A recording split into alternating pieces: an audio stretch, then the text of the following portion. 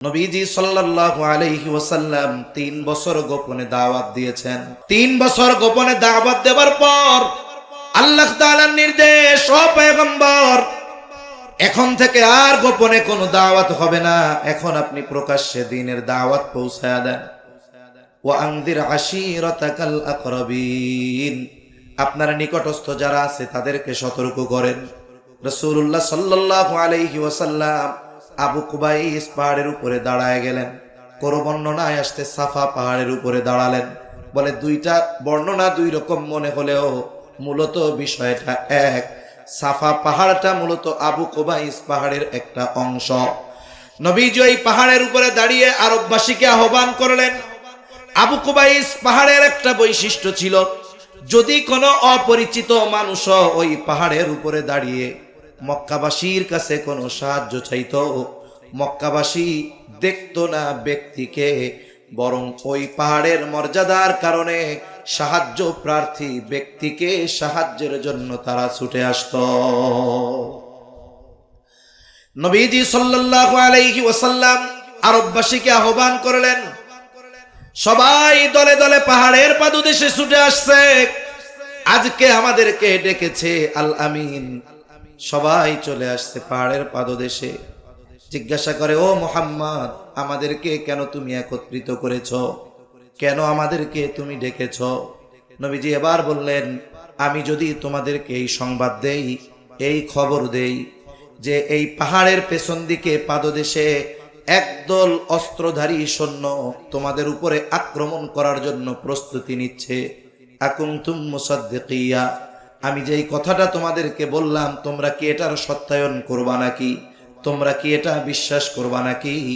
আরব জাতি নবীজির সততায়, সত্যবাদিতায় এতটা মুগ্ধ ছিল, সকলে সমস্বরে বলল, মুহাম্মদ কেন নয়, কারণ ইতিপূর্বে আমরা তোমাকে কখনো মিথ্যাবাদী পাই নাই, বরং সত্যবাদী পেয়েছি। অবশ্যই আমরা তোমার কথা বিশ্বাস করব যে এই পাহাড়ের পেছনে পাদদেশে আমাদেরকে আক্রমণ করার জন্য অস্ত্রধারী সৈন্যরা প্রস্তুতি নিচ্ছে। এটা ছিল আমার আপনার নবীজির সত্যবাদিতার ব্যাপারে কাফেরদের বিশ্বাস। এমন এক চরিত্র ছিল আমার আপনার নবী। বলে এই চরিত্র নবুয়াতির পরে হইছে এমন নয়। আমার আপনার নবীর চরিত্র নবুয়াতির আগেও যেমন পরেও তেমন। এখন প্রশ্ন হতে পারে, নবীজির চরিত্র নবুয়াতির আগে যেমন পরেও তেমন কেমনে হয়? একটা উদাহরণ দিলে বুঝতে সহজ হবে। মনে করেন এক ব্যক্তি 10 বছর আগে একটা স্বর্ণের বার আনছে। স্বর্ণের বার 10 বছর ঘরে রেখে দিয়েছে, কিছুই বানায় নাই। বলেন তো 10 বছর আগে যে উজ্জ্বলতা ছিল, 10 বছর যদি এই স্বর্ণটা ফালায় রাখে, ওই উজ্জ্বলতা থাকবে নাকি? উজ্জ্বলতা থাকবে? কথা বুঝেন নাই মনে হয়। থাকবে না। ঘুম আসতেছে আপনাদের? তাকবীর দেন তো, নারায়ে তাকবীর। আরো জোরে, নারায়ে তাকবীর। আগামীকাল অফিস আছে কার কার? একটু আলোচনা করেন তো। আপনার ফজরের নামাজ আছে কার কার? সবার আছে?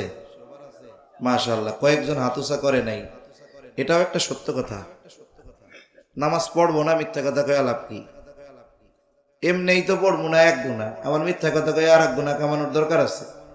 আল্লাহ ওই ভাইগুলাকে পরিপূর্ণ দ্বীনের উপরে আসার তৌফিক দান করেন। যেহেতু অফিস আছে, নামাজ তো মূল, অনেক রাত 12টা, বেশি সময় যাব না। মৌলিক কিছু কথা একটু আপনাদের সাথে একটু মুযাকারা করা দরকার। স্বর্ণের বার যদি 10 বছর আগে আইনা রাইখা দেওয়া হয়, বলে ওটার উজ্জ্বলতা হারায় যাবে। উজ্জ্বলতা হারিয়ে যেতে পারে, তবে কিন্তু তার মূল্য কমবে না। মূল্য কমবে নাকি? মূল্য কমবে না। এখন নবীজির চরিত্র স্বর্ণের মতো, আগেও স্বর্ণ পরেও স্বর্ণ, তবে তফাৎ কোথায়? বলে নবুয়াতির আগে স্বর্ণ, তবে সেই স্বর্ণের উজ্জ্বলতা কম ছিল। আল্লাহ তাআলা নবুয়াতি দেওয়ার মাধ্যমে ওই স্বর্ণের উজ্জ্বলতা তথা ওই চরিত্রের উজ্জ্বলতা বাড়ায় দিয়েছেন, যার কারণে নবুয়াতির আগে আমার আপনার নবীর চরিত্রে মুগ্ধ ছিল শুধু মক্কাবাসী, আর নবুয়াতির পর আমার আপনার নবীর চেয়ে গোটা সৃষ্টি জগৎ। এইভাবেই আল্লাহ তাআলা আমার আপনার নবীকে উত্তম চরিত্রে গড়ে তুলেছেন। শুধু তাই না, নবীজি সাল্লাল্লাহু আলাইহি ওয়াসাল্লাম নবুয়াতির পরে শরীয়তে ইসলামে যেই বিষয়গুলো নিষিদ্ধ হয়েছে, আমার আপনার নবীর দ্বারা নবুয়াতির আগে এই ধরনের কোনো কাজ আল্লাহ সংগঠিত করতে দেন নাই। নবীজি একবার একটা বিবাহ অনুষ্ঠানে গিয়েছেন, আরবের বিবাহ অনুষ্ঠান, রাত্রব্যাপী নাচ গান মদ্যপান হবে, সবার দাওয়াত, সবাই বিবাহ অনুষ্ঠানে গেছে, খাবার দাবারের পর্ব শেষ, এরপরে মূল পূর্ব পর্ব মধ্যরাত থেকে সারা রাত ব্যাপী নাচ গান হবে, মদ পান হবে। সবাই অপেক্ষমান কখন ডাক আসবে। একটু পরে একজন ঘোষণাকারী ঘোষণা দিল যে তোমরা সবাই ওই জায়গায় সমবেত হও, এখন আমাদের এই অনুষ্ঠান শুরু হয়ে যাবে। সকলে দৌড় শুরু করে দিয়েছে, হুড়মুড়ে চলে গেছে যে আগে গেলে আগে বসা যাবে, জায়গা পাওয়া যাবে, পরে গেলে দূরে বসতে হবে। নবীজি সাল্লাল্লাহু আলাইহি ওয়াসাল্লাম এক দলের সাথে আসছে। নবীজি বলেন, ওরা সবাই আমাকে তাগাদা দিচ্ছে, ও মুহাম্মদ তাড়াতাড়ি চলো, আগে না গেলে জায়গা পাওয়া যাবে না। ওরা আমাকে তাগাদা দেয়, কিন্তু হঠাৎ দু চোখ জোড়ে আমার ঘুম নেমে আসছে, আমার শরীরটা ক্লান্ত হয়ে গেছে। আমার প্রচন্ড ঘুম যখন আসছে, আমার এই অবস্থা দেখে আমাকে রেখে আমার সাথীরা চলে গেছে। আমি বাড়ির এক কর্নারে ঘুমায় গেছি, সারা রাত ঘুমে অতিবাহিত হয়ে গেছে। সকাল বেলায় সূর্যের আলো যখন আমার চোখে পড়েছে, আমার চেহারার উপরে পড়েছে, আমার ঘুম ভাঙছে। এর আগে সারা রাত কি হয়েছে এর কোনো আওয়াজ আমার কানে আসে নাই। যদি নবীজি ওই অনুষ্ঠানের মধ্যে শরীক থাকতেন, হয়তো কাফেররা একটা সময় বলতো, মুহাম্মদ তুমিও তোমার যৌবনকালে অনেক নাচ গানের অনুষ্ঠানে গিয়েছ। রাসূলুল্লাহ সাল্লাল্লাহু আলাইহি ওয়াসাল্লাম নবুয়াতির পরেও মদ হারাম হয় নাই, নবুয়াতির পরপর মদ হারাম হয় নাই, অনেক পরে হইছে, 3 ধাপে। এরপরে আল্লাহ তাআলা মদ হারাম করছে। কিন্তু কেউ একথা বলতে পারবে না নবুয়াতির পরে মদ হারাম হওয়ার আগে অথবা নবুয়াতির আগে আমার আপনার নবী কোনোদিন মদ পান করেছেন, এই কথা কেউ বলতে পারবে না। আল্লাহ তাআলা নবুয়াতির আগে নবুয়াতির পরে মদ হারাম হওয়ার আগ পর্যন্ত গোটা হায়াতে আমার আপনার নবী কোনোদিন মদ পান তো বহুদূর, মদের আসরেও নবীজি যান নাই। এইভাবে আল্লাহ তাআলা আমার আপনার নবীজির চরিত্রকে হেফাজত করেছেন এবং নবুয়াতির বহু পূর্ব থেকে নিয়ে আমার আপনার নবীজির মাধ্যমে সামাজিক ও মানবতার কাজগুলো আমার আপনার নবীজির মাধ্যমে নিয়েছেন। এই যে আল উম্মাহ ফাউন্ডেশন, এটা তো এক হিসাবে বলা যায় রাসূল আকরাম সাল্লাল্লাহু আলাইহি ওয়াসাল্লামের ওই যৌবনকালে নবীজির এবং কুরাইশ কয়েকজন সরদারদের নেতৃত্বে নবীজির সর্বোচ্চ আগ্রহ উদ্দীপনায় যেই সংগঠন প্রতিষ্ঠিত হয়েছিল হিলফুল ফুজুল, সেটার একটা শাখা বলা চলে, ঠিক কিনা বলেন? রাসূল আকরাম সাল্লাল্লাহু আলাইহি ওয়াসাল্লাম হিলফুল ফুজুল কেন প্রতিষ্ঠা করেছিলেন? ওই যৌবনকালে যুবকের যখন যুবক ছিলেন তখন থেকেই নবীজি মানবতার কল্যাণে নিবেদিত ছিলেন। এর প্রমাণ পাওয়া যায় যখন নবীজি সাল্লাল্লাহু আলাইহি ওয়াসাল্লাম প্রথম ওহী নাজিল হলো হেরা গুহায়, জিবরাইল আলাইহিস সালাম ওহী নিয়ে আসছেন। নবীজি সাল্লাল্লাহু আলাইহি ওয়াসাল্লামকে বলতেছে, ইকরা, পড়ো। নবীজি বলেন, আমি পড়তে পারি না। আবার বলেন, পড়ো। আমি পড়তে পারি না। এইবার জিবরাইল আলাইহিস সালাম বললেন, পড়ো। ইকরা বিসমি রাব্বিকাল্লাযী খালাক, খালাকাল ইনসানা মিন আলাক। একদারে 5টা আয়াত পড়ার কথা বললেন আর নিজের বুকের সাথে নবীজিকে চাপ দিলেন। নবীজি সাল্লাল্লাহু আলাইহি ওয়াসাল্লাম পড়লেন, তবে প্রচন্ড ভীত সন্ত্রস্ত হয়ে গেলেন নবী। হেরা গুহা থেকে দ্রুততার সাথে বাড়িতে ফিরে আসলেন। মানুষ ভয় পেলে জ্বর আসে, নবীজির গায়ে জ্বর, প্রচন্ড প্রকম্পন, শরীর কাঁপতেছে। এসে বলেন, জাম্মিলুনি জাম্মিলুনি, আমারে বস্তাবৃত করো। খাদিজাতুল কুবরা রাদিয়াল্লাহু তাআলা আনহা তখন বুঝতে পারলেন নবীজির কোনো অসুবিধা হয়েছে, নবীজিকে তিনি অভয় দিলেন যে আপনাকে কোনো জিন শয়তান আপনার ক্ষতি করতে পারে না, আপনাকে কোনো জিন শয়তান আপনার ক্ষতি করতে পারে না। কেন? আপনি দুস্থ গরীব অসহায়দের পাশে দাঁড়ান, আপনি বিধবাদের পাশে দাঁড়ান, আপনি মানুষের সাহায্য করেন, যারা হক পথে তাদেরকে আপনি সহযোগিতা করেন, আপনি আত্মীয় স্বজনের সম্পর্ক রক্ষা করেন। সুতরাং কোনো দুষ্টু জিন আপনার ক্ষতি করতে পারে না। এটা তো ওহী নাজিল হওয়ার সময় জানলাম। তার মানে নবীজি নবুয়তির বহু আগ থেকে এই মানবতার কল্যাণে, মানব কল্যাণে, মানুষের কল্যাণে নিবেদিত প্রাণ ছিলেন। মানুষের সেবা করতেন, দুস্থ মানুষের সেবা করতেন, সাথে সাথে অসহায় বিধবা যারা ছিল রাসূল সাল্লাল্লাহু আলাইহি ওয়াসাল্লাম তাদের খোঁজ খবর রাখতেন। এই হিলফুল ফুজুল গঠনের উদ্দেশ্য এটা ছিল যে কেউ যদি জুলুমের শিকার হয় তার পাশে দাঁড়ানো, কেউ যদি অভাবে পড়ে তাকে সহযোগিতা করা। এজন্য ইসলামে মানুষের পাশে দাঁড়ানো, মানুষের জন্য কল্যাণকামী হওয়া, এটা অনেক বড় এক ফজিলতের কাজ। একজন মুমিন অপর মুমিনের কোনো প্রয়োজন মেটাবে। রাসূল আকরাম সাল্লাল্লাহু আলাইহি ওয়াসাল্লাম বলেন, এক মুমিন যদি অপর মুমিনের কোনো প্রয়োজন মিটায়, নবীজি সাল্লাল্লাহু আলাইহি ওয়াসাল্লাম বলেন, তাহলে আল্লাহ ওই ব্যক্তির দুনিয়া আখিরাত উভয় জাহানের প্রয়োজন মিটায় দেয়। রাসূল আকরাম সাল্লাল্লাহু আলাইহি ওয়াসাল্লাম যৌবনকালেই আল্লাহ তাআলা তাকে বিচক্ষণতা দান করেছিলেন। ওনার সিদ্ধান্তের কারণে কুরাইশদের মধ্যে প্রায় হতে যাওয়া বড় ধরনের সংঘর্ষ থেকে ওই জাতি বেঁচে গেছে। যখন বাইতুল্লাহ সংস্কার করা হবে, সকলে মিলে বাইতুল্লাহর সংস্কারের শেষ, ওই সময় হজরে আসওয়াদ এটা এক পাশে সরায় রাখা হয়েছে।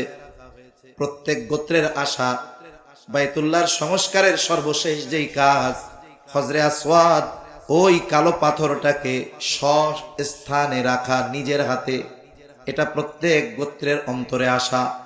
কিন্তু এই বিষয়টা নিয়ে তাদের মধ্যে মোটামুটি তর্ক বিতর্ক শুরু হয়ে গেল। কয়েকজন মুরব্বী সমাধান দিলেন যে শোনো, আমরা এই কয়জন যা সিদ্ধান্ত নিব তোমরা মেনে নিবা? বলে হ্যাঁ মেনে নিব। এইবার ওই কয়েকজন আলাদা পরামর্শ করলো, যেই পরামর্শ গোপন থাকলো তারা পরামর্শ করলো, আগামী দিন সর্বপ্রথম যেই ব্যক্তি বাইতুল্লাহে আগমন করবে তার কাছে আমরা আমাদের এই সমস্যার কথা তুলে ধরব, সে যে সমাধান দিবে আমরা সন্তুষ্ট চিত্তে সেই সমাধান মেনে নিব। ঠিক আছে। পরের দিন সকালে দূর থেকে নজর রাখতেছে কে আগে বাইতুল্লাহে আসে। দীর্ঘ প্রতীক্ষার পর দূর থেকে একজন মানুষের ছায়া দেখা যায়, সে ধীর পায়ে বাইতুল্লাহর দিকে আসতেছে। যত কাছে আসে তার চেহারা তত পরিষ্কার হয়। একটু পরে সকলে সমস্বরে বলতেছে, হায় রে, এ তো আমাদের আল আমিন। তাহলে আল আমিন আমাদের এই সমস্যার যেই সমাধান দিবে আমরা স্বতঃস্ফূর্তভাবে সেটা মেনে নিব। নবীজির কাছে এই সমস্যার কথা বলা হলো, নবীজি সমাধান দিয়ে দিলেন। বললেন, শোনো, একটা কাপড় আনো এবং কাপড়ের প্রত্যেক প্রান্তে প্রত্যেক গোত্র থেকে গোত্র প্রধান অথবা এক একজন প্রতিনিধি এই কাপড় ধরবে। নবীজি এই সিদ্ধান্ত দিলেন, প্রত্যেকে কাপড় ধরল। নবীজি নিজের হাতে পাথরটা তুলে কাপড়ে রাখলেন। সব গোত্রের মানুষেরা ওই কাপড় ধরে হজরে আসওয়াদকে বাইতুল্লাহর পাশে নিলেন। আবার নবীজি নিজের হাতে ওই পাথরটাকে যথাস্থানে স্থাপন করে দিলেন। বলে, নবীজির এই সূক্ষ্ম চিন্তাধারা আর সিদ্ধান্তের কারণে আরব জাতি এক রক্তক্ষয়ী যুদ্ধ থেকে বেঁচে যায়। নবীজি সাল্লাল্লাহু আলাইহি ওয়াসাল্লাম আরব জাতির কাছে কত প্রিয় ছিলেন, কিন্তু যখন প্রকাশ্যে ঈমানের দাওয়াত দিবেন কাফেররা নবীজির বিরুদ্ধে চলে গেছে। একটা মানুষকে যদি সমাজের মানুষের সামনে হেয় প্রতিপন্ন করতে হয়, অগ্রহণযোগ্য হিসাবে তুলে ধরতে হয়, তাহলে তার চরিত্রের উপরে আঘাত করতে হয়। কিন্তু কাফেররা নবীজিকে হত্যার চেষ্টা করেছে বারবার, কিন্তু কখনোই নবীজির চারিত্রিক ব্যাপারে অপবাদ দেওয়ার দুঃসাহস করতে পারেনি। তারা কখনো নবীজির চরিত্রের ব্যাপারে অপবাদ দেওয়ার দুঃসাহস করে নাই। তারা নবীজির ব্যাপারে 4টে শব্দ ব্যবহার করত। কয়টা শব্দ? কথা বলেন, কয়টা? 4টা। এক নাম্বার, তারা নবীজির ব্যাপারে বলতো মুহাম্মদ পাগল, মুহাম্মদ জাদুকর, মুহাম্মদ কবি। রাসূল আকরাম সাল্লাল্লাহু আলাইহি ওয়াসাল্লামের ব্যাপারে তারা বলতো জাদুকর, কবি, পাগল। এই কথাগুলো নবীজির ব্যাপারে তারা বলতো। কিন্তু কোনো ব্যক্তি খারাপ হওয়ার জন্য এই বিষয়গুলোর কারণে একটা মানুষকে খারাপ বলা যায় না। বরং বিষয়টা তো এমন হয়েছে, তাদের এই মিথ্যা অপবাদগুলাও গোটা পৃথিবীতে ইসলামের দাওয়াত পৌঁছে দেওয়ার কারণ হয়েছে। অনেক সময় মানুষের প্রচার শুধু পজিটিভ ভাবে হয় না, অনেক সময় নেগেটিভ ভাবেও প্রচার হয়। নবীজি যখন প্রকাশ্য দাওয়াত দেওয়া শুরু করেছেন, কাফেররা চিন্তা করলো সারা পৃথিবী থেকে মানুষ আসবে। জাহেলিয়াতের সময়ও হজের কর্মকাণ্ড চলতো। তারা চিন্তা করতেছে বাহিরের মানুষগুলো যদি আসে, মুহাম্মাদের সাথে যদি দেখা হয়, আর মুহাম্মদ যদি তাদেরকে তার নতুন ধর্মের দাওয়াত দিয়ে তার দলে ভিড়ায় নেয়, তাইলে তো আমাদের দল পাতলা হয়ে গেল, হালকা হয়ে গেল। এইবার তারা পরিকল্পনা করলো, মক্কায় ঢোকার যতগুলো পথ আছে প্রত্যেক পথে এক এক দল প্রতিনিধি নিযুক্ত করে দেওয়া হলো। তাদের দায়িত্ব হলো ওই পথে যারাই আসবে তাদের কানে এক দল পৌঁছায়া দিবে যে মুহাম্মদ জাদুকর, আর এক দল পৌঁছায়া দিবে মুহাম্মদ পাগল, আর এক দল পৌঁছায়া দিবে মুহাম্মদ কবি, আর এক দল পৌঁছায়া দিবে যে মুহাম্মদ গণক। শুনো, তোমরা কেউ তার কাছে যাবা না। যারাই আসে তাদের কানে একটা নাম মুহাম্মদ, কেউ বলে মুহাম্মদ পাগল, কেউ বলে মুহাম্মদ জাদুকর, কেউ বলে মুহাম্মদ কবি, কেউ বলে মুহাম্মদ গণক। তার মানে আরবের বাইরে থেকে যত মানুষ আসছে সবার কানে একটা শব্দ মুহাম্মদ। কি শব্দ? জোরে গম। মানা করছে যে খবরদার তার কাছে তোমরা যাবা না। কিন্তু মানুষের অভ্যাস হলো আল ইনসানু হারিসুন আলা মা মুনিয়া, বলে মানুষকে যেই বিষয়ে নিষেধ করা হয় মানুষের ওইটার ব্যাপারে বেশি আগ্রহ পয়দা হয়। এইবার মানুষদেরকে মানা করছে যাওয়ার, আর মানুষেরা ডুইকাই খুঁজে মুহাম্মদ কই। যারা জাদু প্রেমী এরা চিন্তা করে মুহাম্মদ মনে হয় খুব বড় জাদুকর, এই জন্য মুহাম্মাদের কাছে যাইতে মানা করছে। যাদের কবিতা প্রিয় তারা চিন্তা করছে মুহাম্মদ মনে হয় বড় কবি, এই জন্য যাইতে মানা করছে। যাদের জাদু প্রিয় তারাও খোঁজে মুহাম্মদ, যাদের কবিতা প্রিয় তারাও খুঁজে মুহাম্মদ, যারা গণক দেখতে চায় তারাও খুঁজে মুহাম্মদ, যারা পাগল দেখতে চায় তারাও খুঁজে মুহাম্মদ। এইবার নবীজির কাছে আসছে কেউ জাদু দেখার জন্য, কেউ কবিতা শোনার জন্য। জবান খুলে বলেন তো, আমার আপনার নবী কি জাদুকর নাকি? আমার আপনার নবীজি কি কবি নাকি? আমার আপনার নবী পাগল নাকি? আমার আপনার নবী গণক নাকি? আমার আপনার নবীর কাছে কবিতা নাই, জাদু নাই, কিচ্ছু নাই। তবে একটা জিনিস আছে যেটার নাম হলো কোরআন। কি আছে? জোরে বলেন। কোরআন।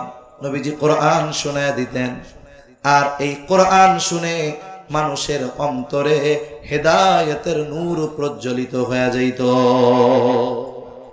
ঈমান যে কয়জন আনুক তারাও গিয়া ছড়ায় দিছে যে শোনো, মক্কায় একজন লোক আছে তার নাম মুহাম্মদ। কাফেররা চেয়েছে কি যেন মানুষেরা নবীজির কাছে না আসে। তাদের এই কৌশলকে কাজে লাগায়া আল্লাহ তাআলা আমার আপনার নবীর নাম গোটা দুনিয়াব্যাপী ছড়ায় দিছে। সুবহান।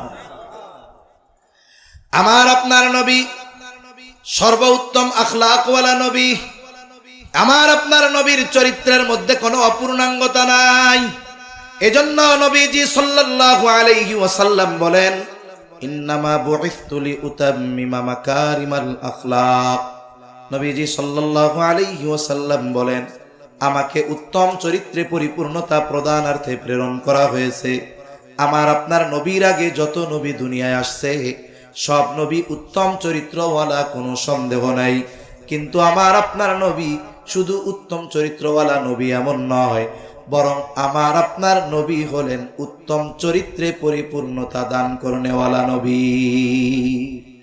এজন্য আমার আপনার নবীজির চরিত্রের সত্যায়ন দুনিয়ার কোন মানুষ করে নাই।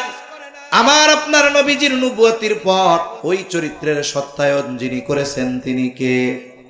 আরো জোরে বলেন কে? আল্লাহ তাআলা বলেন ওয়া ইন্নাকা লাআলা খুলুকিন আযীম। আল্লাহ তাআলা বলেন আপনি মহান চরিত্রে অধিষ্ঠিত।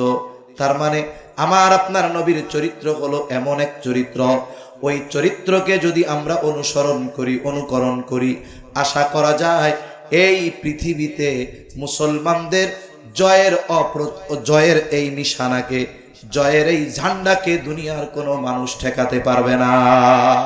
কিন্তু আফসোস, নবীজির সেই রেখে যাওয়া আখলাক, নবীজির সেই রেখে যাওয়া চরিত্র থেকে আমরা অনেক দূরে চলে গেছি। এজন্য আজকে সাময়িকভাবে আমাদের উপরে কিছু মুসিবত আসতেছে, তবে হ্যাঁ, আমরা যদি ফিরে আসি তাহলে আল্লাহ তাআলা আমাদেরকে আবারও সেই গৌরবময় অতীতের মতো আমাদের ওই অবস্থাকে আবার সে জায়গায় নিয়ে যাবেন ইনশাআল্লাহ। এজন্য আল্লাহ রাব্বুল আলামিন কোরআনুল কারীমের ওই আয়াতে বলেন, লাকাদ কানা লাকুম ফি রাসূলিল্লাহি উসওয়াতুন হাসানাহ। আল্লাহ তাআলা বলেন তোমাদের জন্য রাসূলের জীবন আদর্শের মধ্যেই রয়েছে উত্তম আদর্শ। যেহেতু নবীজির আখলাক পরিপূর্ণ, নবীজির চরিত্রের সত্যায়ন করেছেন আল্লাহ, বলে এই চরিত্রের অনুসরণ যারাই করবে তারাই সফল হয়ে যাবে। ইমানদার যদি নবীজির চরিত্র অনুসরণ করে তার দুনিয়া আখিরাত উজ্জ্বল। বলে কোন কাফেরও যদি নবীজির আখলাককে অনুসরণ করে কমপক্ষে দুনিয়ার জগতে সে উপকৃত হবে। আফসোসের বিষয়, আজকে বহির্বিশ্বের অনেক দেশ নবীজির সুন্নাহ, নবীজির আদর্শ, নবীজির আখলাককে গ্রহণ করার কারণে জাগতিক লাইনে সমৃদ্ধশালী হচ্ছে, কিন্তু আমরা মুসলমান ওই নবীর উম্মত হবার পরেও, ওই নবীকে নবী হিসাবে পাবার পরেও ওই নবীর আদর্শ ধারণ করতে পারি না, ওই নবীর আদর্শ ধারণ করি না, এটা আমাদের বড় দুঃখে। এজন্য নবীজির আদর্শের আলোকে আমাদের রাষ্ট্র ব্যবস্থা, ব্যক্তিগত জীবন, সামাজিক জীবন, রাজনৈতিক জীবন, অর্থনৈতিক জীবন, এটাকে গড়ে তুলতে হবে। তাহলে সফলতার পূর্ণ শিখরে পৌঁছানো যাবে ইনশাআল্লাহ। কারণ নবীজির চরিত্র হলো কোরআন। নবীজির চরিত্র কি? কোরআন। কোরআন হলো লিখিত, আর নবীজি হলেন জীবন্ত কোরআন। আয়েশা সিদ্দিকা রাদিয়াল্লাহু তাআলা আনহার কাছে একজন এসে জিজ্ঞাসা করে, আয়েশা, রাসূল আকরাম সাল্লাল্লাহু আলাইহি ওয়াসাল্লামের চরিত্রের ব্যাপারে কিছু বলেন। আয়েশা সিদ্দিকা রাদিয়াল্লাহু তাআলা আনহা বলেন, তুমি কি কোরআন পড়ো নাই? লোকটা বলে, হ্যাঁ পড়েছি। এবার আয়েশা সিদ্দিকা রাদিয়াল্লাহু তাআলা আনহা জবাব দিলেন, কানা খুলুকুহুল কোরআন। তিনি জবাব দিলেন, কোরআনই হলো নবীর চরিত্র। তাহলে এই কোরআন ছেড়ে, নবীজির আদর্শ ছেড়ে আমরা কোন পথে চলতেছি? ওই পথ যখন ছেড়েছি, জালেমরা আমাদের উপরে চেপে বসতেছে। আমাদের মুসলমানদেরকে নির্বিচারে মুসলিম দেশে জুলুমের শিকার হওয়া লাগতেছে। উগ্রবাদী, সন্ত্রাসী, ইসকন আমাদের উপরে চেপে বসার অপচেষ্টা করতেছে, ঠিক কিনা কর? আমরা আমাদের সন্তানদেরকে উত্তম আদর্শে গড়তে পারি নাই। শুধুমাত্র এক পক্ষের দোষ দিলে হবে না, আত্মসমালোচনাও করতে হবে। কেন মুসলমান নারীরা কেন অমুসলিমদের প্রেমের ফাঁদে পা দিবে? মনে রাখতে হবে, ইসলাম ফ্রি মিক্সিং কে নিষিদ্ধ করেছে। ইসলামে ফ্রি মিক্সিং কি নিষিদ্ধ? এই বিষয়টা কোন পর্যায়ে চলে গেছে চিন্তা করেন, যে আজকে হিজাবধারী মেয়েরাও, মুসলিম ঘরের মেয়েরা, এমনকি মাদ্রাসায় পড়ে এমন মেয়েরাও এই হিন্দু সম্প্রদায়ের ইসকনের উগ্র জঙ্গিদের লালসার শিকার হতে বাধ্য হচ্ছে, ঠিক কিনা বলে? এই সমাজ ব্যবস্থা দিয়ে, রাসূল সাল্লাল্লাহু আলাইহি ওয়াসাল্লামের আদর্শ বাদ দিয়ে, মানব রচিত সমাজ ব্যবস্থা দিয়ে এই সমাজে, এই রাষ্ট্রে শান্তি আনা সম্ভব নয়। এটা কোশ্চিনকালেও হবে না। এখন বলতে পারেন, হুজুর আমরা কি করতে পারি? পরিবর্তনের শুরু হতে হবে নিজের থেকে, যে আমি রাসূল সাল্লাল্লাহু আলাইহি ওয়াসাল্লামের আদর্শ কতটুকু ধারণ করলাম, আমি রাসূল সাল্লাল্লাহু আলাইহি ওয়াসাল্লামের সুন্নাহকে কতটুকু ধারণ করলাম, সাথে সাথে রাসূল সাল্লাল্লাহু আলাইহি ওয়াসাল্লামের এই আদর্শ সমাজে বিস্তারের ক্ষেত্রে আমি কতটা ভূমিকা রাখলাম। এই বিষয়গুলো নিজেকে নিজে প্রশ্ন করতে হবে। এজন্য পরিবর্তনের শুরু করতে হবে নিজের থেকে। আমাকে চিন্তা করতে হবে, এই দুনিয়া ছেড়ে আমাকে যাওয়া লাগবে, লাগবে কি লাগবে না? মানুষ যখন মারা যায়, কবরের মধ্যে রাখার আগে একটা দোয়া পড়ে। একজন মানুষ মারা গেল, মারা যাবার পর তারে গোসল দেওয়া হলো, কাফন দেওয়া হলো, এবার তার জানাজা কমপ্লিট। খাটিয়া নিয়ে কবরস্থানে, যেখানে কবর খোঁড়া হয়েছে সে জায়গায় নিয়ে যাওয়া হলো। এইবার দুইজন কবরের ভিতরে নামলেন, উপর থেকে 2-3 জনে লাশটাকে নিচে নামায় দেয়। এই যে যখন লাশটা কবরে নামায় তখন একটা দোয়া পড়ে, দোয়া আমাদের এলাকায় পড়ে বিসমিল্লাহি ওয়া আলা মিল্লাতি রাসূলিল্লাহ। আপনাদের এলাকায় কি পড়ে? অন্য কিছু নাকি? বিসমিল্লাহি ওয়া আলা মিল্লাতি রাসূলিল্লাহ। এই কথাটা কি বলে মূলত বুজুর্গানে দিন বলেন, এই সময় মূলত বলা হয়, আয় আল্লাহ, আপনার নামে এমন এক ব্যক্তিকে কবরে রাখতেছি, বলে যে গোটা হায়াত সুন্নাতের উপরে অতিবাহিত করেছে। যখন সে মারা গেছে তখন সে সুন্নাতের উপরে ছিল, এখন যখন তাকে কবরস্থ করতেছি এখনো সে সুন্নাতের উপরে আছে। এখন বলেন তো, ওই লোকটা জীবনে কোনোদিন রাসূলের আদর্শকে ধারণ করে নাই, রাসূলের সুন্নাহর উপরে জীবন চালায় নাই, রাসূলের কোনো সূরাত তার মধ্যে নাই, রাসূলের সিরাত তার মধ্যে নাই।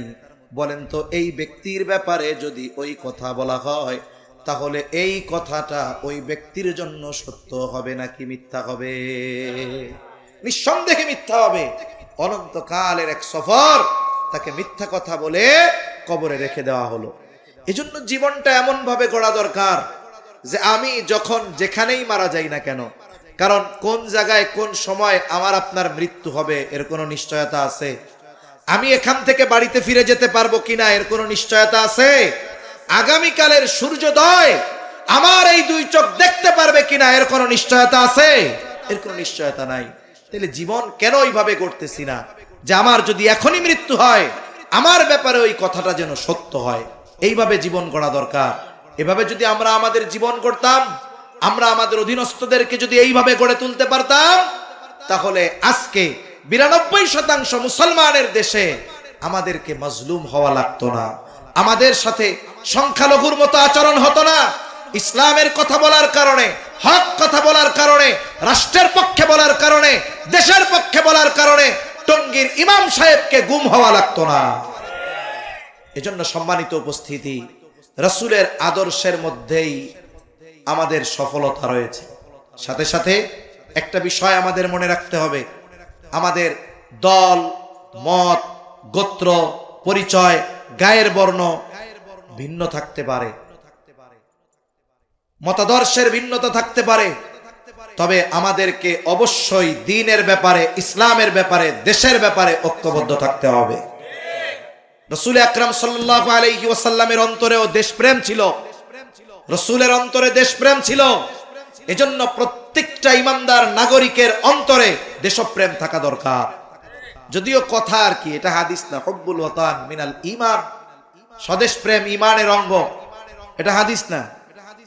কিন্তু কথাটা এরকম যে মাতৃভূমির প্রেম নবীজির অন্তরে ছিল। নবীজি যখন মক্কা থেকে মদিনায় হিজরত করবেন, আল্লাহর নির্দেশ, রাসূলুল্লাহ সাল্লাল্লাহু আলাইহি ওয়াসাল্লাম পথ চলতেছে, সাথে আবু বকর সিদ্দিক রাদিয়াল্লাহু তাআলা আন, নবীজির 2 চোখ বেয়ে অশ্রু পড়তেছে, নবীজি কান্না করে আর বারবার পেছনের দিকে তাকায়।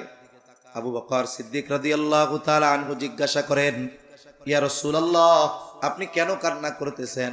নবীজি বলেন, ও আবু বকর, এই তো সেই মক্কা যেই জায়গায় আমার শৈশব কৈশোর অতিবাহিত হয়েছে, আমার যৌবন অতিবাহিত হয়েছে।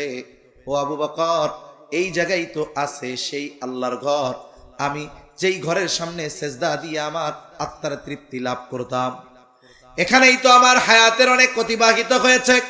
তিনি এইভাবে মক্কাকে উদ্দেশ্য করে বলতেছিলেন, ও মক্কা, আমি তো তোমার বুকে আমার জীবনের গোটা হায়াত অতিবাহিত করতে চেয়েছিলাম, কিন্তু তোমার বুকে বসবাসকারী কিছু সন্তানের জন্য, মানুষের জন্য আমার এই আশা পূরণ হলো না।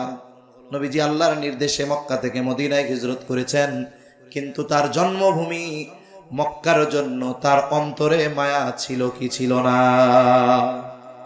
এজন্য আমাদের অন্তরে স্বদেশ প্রেম থাকতে হবে। মনে রাখতে হবে, একমাত্র প্রকৃত ইমানদার যারা, এদের অন্তরেই দেশ প্রেম আছে, এদের অন্তরেই উম্মাহ প্রেম আছে। এই জন্য দলমত নির্বিশেষে আমাদেরকে দ্বীনের ব্যাপারে, দেশের ব্যাপারে সকল ভেদাভেদ ভুলে ঐক্যবদ্ধ থাকতে হবে, সচেতন থাকতে হবে। একের পর এক ষড়যন্ত্রের ফাঁদ আমাদের সামনে আছে। কারণ এই উপমহাদেশে সবচাইতে বড় ফাঁদ হলো সাম্প্রদায়িক দাঙ্গা লাগায় দেওয়া। যদি দাঙ্গা লাগায় দিতে পারে, যাদের কারণে এই অরাজকতার সৃষ্টি হবে, এদের কথা বিশ্ববাসীর কাছে যাবে না।